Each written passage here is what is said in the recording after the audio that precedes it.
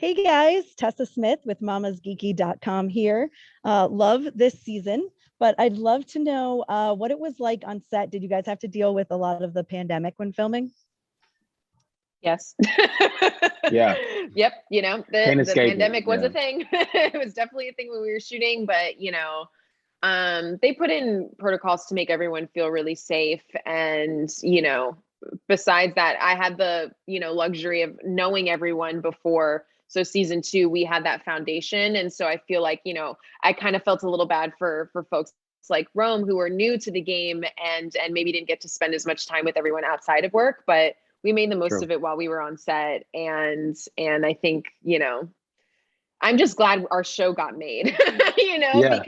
because through adversity, you get a little scared, but at the end of the day, like Netflix was enthusiastic to make our show and we just had to wait a little bit before we could actually do hmm Yeah, they had to wait on me. That's what happened. No, I'm kidding. it. They would have made this show without me. I'm just thankful that I was able to be a part of it. But yeah, I mean, the pandemic affected everybody. But especially on set, because if any one of the actors get sick, like that's the show. You know what I mean? And thankfully, like we didn't have that problem. Like everybody was really responsible, and we wore our mask and did all the tedious things that we didn't want to do, but we had to do in the sake of the show because the people wanted the show and they needed and so it needed to come out. And so I feel like Netflix did a great job with implementing certain things to make sure we were safe and got it done. All right, our next question goes to Megan Cooper with Ya Monkey. Hey there. So I live in Atlanta, so I always like to ask, are there any of your favorite filming locations or somewhere you used to go while you were filming around the city? Yes and yes. So for me, we didn't get to shoot their season 2, but the Fox Theater. So for season 1, the Fox Theater was actually catty corner to the place that I was staying at. So when we shot at the Fox Theater, I was like, I'm going to walk to work, guys. And then they're like, no, you're not. And then when it actually came to it, I drove across the street and I parked in the park because it's right next to my trailer. I didn't feel like walking the 3 blocks that it took. But I loved the location because of the proximity. And also the Fox Theater is this incredibly beautiful building. And everything is just rich with Atlanta history. And I really, really loved shooting there. Your second question, I mean, there's actually just an infinite amount of food places that I really loved. But this season I lived in Virginia Highland. And my favorite thing to do was in the mornings, I would go and do a walk around the park that's was right outside the house that I was staying at. And it's just such a calm, nice, like sweet little neighborhood with like lots of families and kids running around and people walking their dogs. And so like, it was a treat in the morning to be able to just do like a lap, take 10 minutes to myself before I went to work. There's so much to love about Atlanta. And, if there's a season 3, I'm so ready to go back there and spend more time there. Yeah, I mean, like, I love Atlanta. To be able to work there is always a joy for me. It's like a home away from home kind of thing. I mean, I ate at so many different places. I didn't really have like a super favorite place that I ate at, but the moment I got there, I found the nearest gym because I go hoop a lot, and so I implemented myself in the community like right away. And I think it was funny because I would see these guys all the time when I play basketball, and then all of a sudden I just disappeared, And I had one guy find me on Instagram. He's like, "Yo, what happened to you?" I'm like, "Well, I was working there." Like none of these guys knew what I did. You know what I mean? They didn't know about acting or anything. They just knew me from playing basketball. They're like, "Wait, that's that dude that I hooped with for like 4 months." And I'm like, "Yeah, man, I didn't live there actually." And they were like, "What?" Like nobody knew. And hopefully I get to go back. I pop up again like, what the hell? What is this dude doing? Also, Rome, it's okay to talk, make friends, tell them about what you do. Well, I want to be one of the guys, man. Look, yeah. I'm here to I just want to be one of the boys. No, you're really cool. You're an actor and you're there for a small period of time shooting a TV show. They should all watch it. You need to be your own PR agent, man. I'm working in advertisement here. Like, oh yeah, that's super boring. Yeah, that's what I'm doing. Great, thank you. Our next question goes to Robin Davis with Mom the Magnificent. Hi guys, this is such a fun sci-fi series. I really enjoy it, and my 15-year-old son who's super into comics. This is his favorite. So he's obsessed. Can't wait to watch all of season 2. I'd love to know what drew you both to your roles and why did you want to be a part of this series? Well, for me, I came on, obviously at the very beginning, and I had never seen anything like it. When I first read for it, I actually didn't know that there was like a teaser trailer or that there was a comic book. I just thought it was its own kind of thing. And I had never seen anything like it with this set of people, with like Black people, and it's in Atlanta, and it's, rooted in this way where it's like a little kid, it's not like they're a teen. It's not anything like that. It's like, he's in elementary school. And so I had never seen anything like it. And then when they asked me to be a part of it, I just felt so privileged to be able to pioneer a show like this. And so now, I get to see the fruits of my labor. People are very responsive. They're very happy about the show. They're excited for season 2 to come out. And it just makes me feel really proud to be a part of this show. And I also really respect and appreciate Netflix for being able to help make the show a reality so that people can enjoy it. Yeah, All right. for me, it's just been a joy. I mean, what drew me to the role of many things, but mainly what this show represents. There's also the sci-fi aspect, but there's the real family aspect, and having to be able to work opposite of Alisha and Josiah, and there's so many things I'm like, yeah, I would love to. I'm like super happy I'm able to do it. Our next question goes to Renisha Springer with Queen Thrifty. Hello, I had the opportunity to screen season 2, and I'm super excited because we've been waiting a little bit of time in between from season 1. So if you both could say something to those fans that have patiently been waiting and for season 2 to come up, what would it be?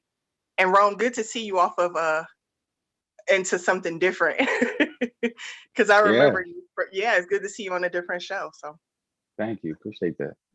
I would tell fans, first of all, thank you for waiting. Thank you for bugging us on social media. Thank you for bugging Netflix on social media. Netflix. Thank you for watching the show. Netflix is driven by these eyes. Like, they need people to come and watch these shows. And so if you're out here pioneering for us on social media, telling your friends. I was getting my hair and makeup done today, and we were talking about how everyone, when season 1 came out, everyone was talking about it. And that's how people found the show. It's not from like a billboard or whatever. It was like that grassroots kind of word of mouth stuff. And it's the fans that made that possible. And I think it's the fans that pioneer, the viewers that pioneer season 2. So I know it's been hard, but if you can wrap your head around the fact that there was a pandemic, and if you can wrap your head around the fact that things take time, a sci-fi show takes a long time to make with visual effects, like, thank you for sticking along, and thank you for not forgetting about it. And the show will be worth your while. I absolutely promise that. Yeah, I want to say to the fans, listen, I'm one of you, okay? I was a fan too, all right? And I didn't know when the season was going to happen. Well before I knew I was going to be a part of it, I saw the show and I'm like, they're not going to give us another season, so I'm in the blogs too. I'm talking about it. I want a new season too. So I appreciate y'all staying on top of it. And, all probably the messages to Netflix and, the comments, they see all of that, like she said, it's really driven by what people want. I mean, there's so much out there for people to watch. And so it's super important that fans are galvanized behind the show. So it pushes and nudges Netflix to like, yo, get it done because we want it right now. And they're like, okay, fine, we'll figure it out. And so they did. But yeah, I'm with y'all. We need the season 2 now, and we need season 3, and we need 4, however many we need. We gonna get done. I agree. So I'm rooting for season 3. Thank you both. Yeah. Thank you, Renisha. Next question goes to Cammie Allen with the Mommy Diaries. Hi guys, I'm Kami from themamadiaries.com. Nice to see you both. Alisha, I can relate to your role so much. Nicole is such a mama bear, doing anything she possibly can for Dion. I watched the show with I have 2 sons, they're 12 and 8, and oh my goodness, I could feel those emotions, and oh my gosh, it was really, really great. You did a great job with that. Rome, your character blew me away. you are such a strong character, but you have anxiety. And, you know, normally you see, if anxiety is portrayed on a show, you see it's a woman who has anxiety. But for my 8-year-old has had some anxiety since the pandemic. And for him to see this strong character, you know, with an anxiety on TV, that's powerful. And so thank you for that.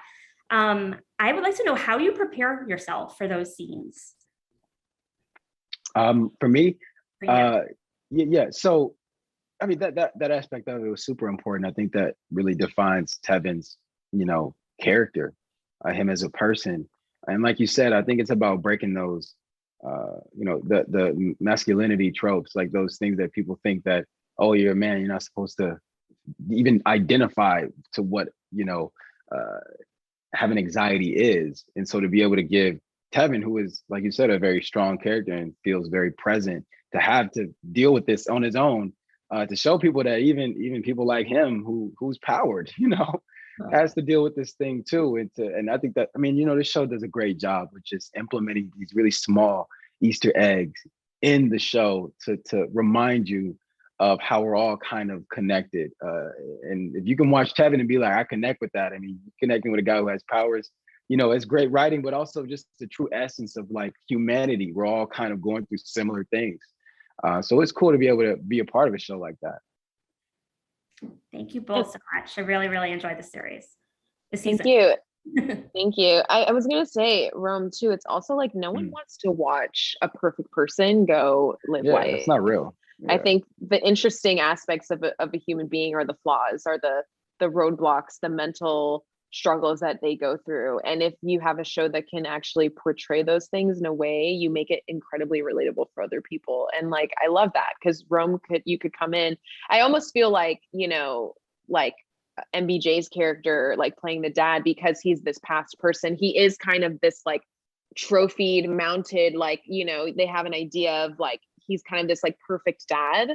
But, you know, if he was alive in the show, like you would find these flaws, but because he's kind of put on this pedestal, like it's nice to see a father figure for Dion have a bit of reality, because Dion doesn't have a perfect life. He struggles. He has these issues with like peer pressure and all that stuff this season. And I think what they did with your character and how you portrayed it and how it's manifested in your powers, I think it's really cool. Yeah, I agree. Next question goes to Candy Olivares with Candy Palooza. Hi, it's wonderful to speak with you both today. So love the series. Season 2 blew me away. When you both read the script for season 2, obviously I feel like it's even more physical for both your character as well, Alisha. Was there something that I guess an episode that you were most excited to film? Yes. It's at the end of the season. It involves almost everyone. And there's just like, everyone is, how do I say this? Everyone is bringing the best version of themselves and everything that they've learned up until this point, and they're all working together. And I think to shoot it, you know, I think this season I was very separate from a lot of the other characters. And so it's at the very end of this season that everyone gets to come together. And those are my favorite things. Like, sure, it's nice the days go much faster when it's just you alone, but like the joy, the pleasure of acting, it happens when you have the interactions with the other characters and you can kind of see the story come together. Definitely. All right, our next question goes to Lynette Fernandez with Fantastic Life. Hi, Lynette Fernandez with Fantastic Life. Thank you so much for the season. It was great. So my questions for both of you. I'd like to know if you can share a fun fact or two about the show, or maybe even your character, that the audience may not already know. Wow, that's tough. Asking tough questions here. Yes, that's whole. I mean, I'm trying to put myself back there. Let me think. Well, the viewers don't know anything yet, so I can probably say anything. That's valid. I don't know. That's hard. That's a good question. I mean, I would say it's like, so Nicole was a dancer first season, right? And she like she was a dancer previously, and then season 1 was about her finding her love of her, like, you know, dance again. And then this season, what they may not know is like dance becomes less of a priority for her, and it becomes more about like, should I learn some basic physical protection skills to defend my son to the best ability possible. And so what you may not know about season 2 is that Nicole throws a mean right hook. She's throwing elbows, and it's definitely like a learned skill that she's acquired from the time in between season 1 and season 2. Oh, thank you. All right, our next question goes to Melissa Pezza with the Mommyhood Chronicles. Hello, I'm Mel from the Mommyhood Chronicles. Really enjoyed the second season. My question for you is there someone or something that you got inspiration for your characters from? Yes, my mother. She's a single mom. She did her very best throughout my entire life to have me not see any kind of struggle. And I think that's absolutely what I've implemented into how I portray Nicole, for sure. Yeah, I mean, I could also say my mother, but I think for me, I really didn't draw from any real inspiration. I wanted to draw from the lack thereof experience in my life. I feel like probably having a male figure when I was younger, to have someone like Tevin, I didn't. So I just thought about what that would be like and what that relationship would look like, if I was a kid. And I think that kind of helped me shape, Tevin's approach into how he wanted to talk to Dion about just everyday life stuff. Thank you.